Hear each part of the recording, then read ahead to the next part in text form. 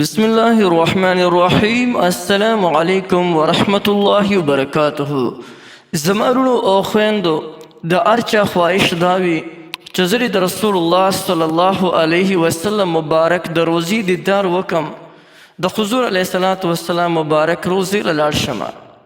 د ارچا دا خواهش وي چې زه د خانه کعبې طواف وکم او د خانه کعبې دیدار له لاړ شم.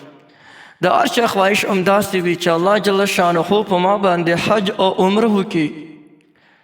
نن د دې خواهش پوره کولو دپاره د سورې مزمل یو داسې زبردسته وظیفه درته ښیم.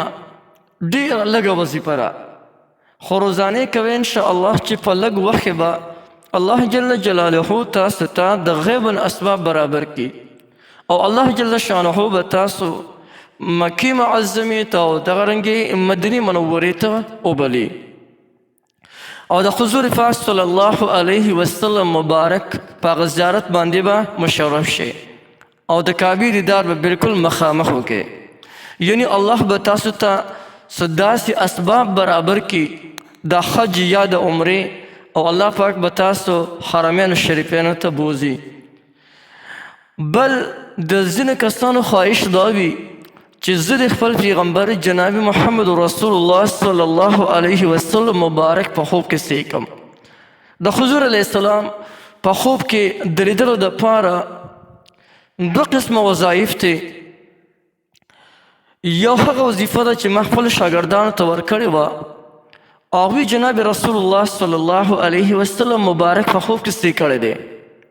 او دویمه دا وظیفه د سورې مزمل وظیفه ده. که زه هغه وظیفې پسې لاړ شم هغه به رانه بیا ډېرې اوږده شي، اوس سره دا ښیمه. د سورې مزمل تلاوت چې روزانه یو انسان کوي یو سرته ښیم طریقه، نو یو خو دا چې الله جل شانه به ده ته په خوب کې د رسول الله صلی الله علیه وسلم مبارک زیارت په نصیب کړي.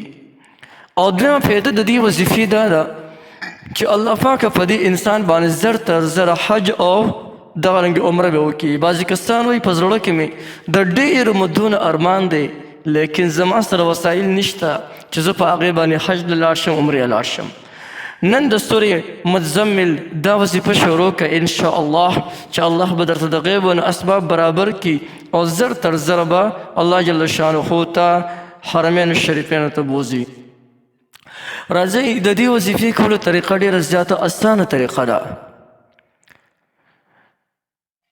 سمپل دې سره به 5 واړه وخته لمونځ په پابندۍ سره کوئ، دا ورسره شرط دی. 5 واړه چې دي لمونځونه هغه مکمل پابندۍ سره کوئ په خپل خپل وخت کې. او چې کله هر یو لمونځ کې نو د هر یو لمونځ نه پس چې کله د لمونځ نه فارغه شي یو ځای کې به کښېني او د سورې مزمل تلاوت به وکړي، یو پیړۍ به ووایي. بیا لکه مثلا د سحر لمونځ وکړو نو د سورې مزمل تلاوت به وکړي. بیا د ماسپښین نه پس دغه رنګې د مازدیګر نه پس به یو پیړۍ ووایي، دغه رنګې د ماښام نه او د ماسخوتن نه پس، یعنې په ورځ کې 5 کرته دا راغللو. نو 5 کرته د دې صرف په ورځ کې وظیفه کول دي. روزانه 5 کرته وایه. اوس بالفرض که څه داسې ماحول جوړ شو، مثلا په تا باندې غم راغی، ښادي د باندې راغله او د هغې د وجې نه د لمانځه نه پس تا چې دې ونه ویلی، که یو ورځ کې ستا نه دغه رنګې پوه شو یعنې قضا شو، خیر دې خبره نه ده. بیا ماسخوتن کښېنې، هر څه ټیم کښېنې او د دې 5 ځلو دا قضایي راوړه په دې یو ورځ کې، یعنې یو ځای کې کښېنه او 5 کرته د سورې مزمل ووایه. او د هغې نه پس چې کله دا وظیفه تاسو وکړئ د لمانځه نه پس ووایئ، د هغې نه پس بیا لاس پورته کړئ او د الله پاک نه سوال هم وکړه، یا الله ماته د حرمینو شریفینو زیارت په نصیب کړي، یا الله د مکې معظمې او د مدینې منورې دیدار راته راکړي، یا الله د حضور علیه السلام چې دی دغه شین ګنبد سلام مې نصیب کړي او الله د کعبې دا طواف مې نصیب کړي. نو الله به درته د غیبو نه اسباب برابر کړي او الله پاک به حج او دغه رنګې عمرې له بوځي.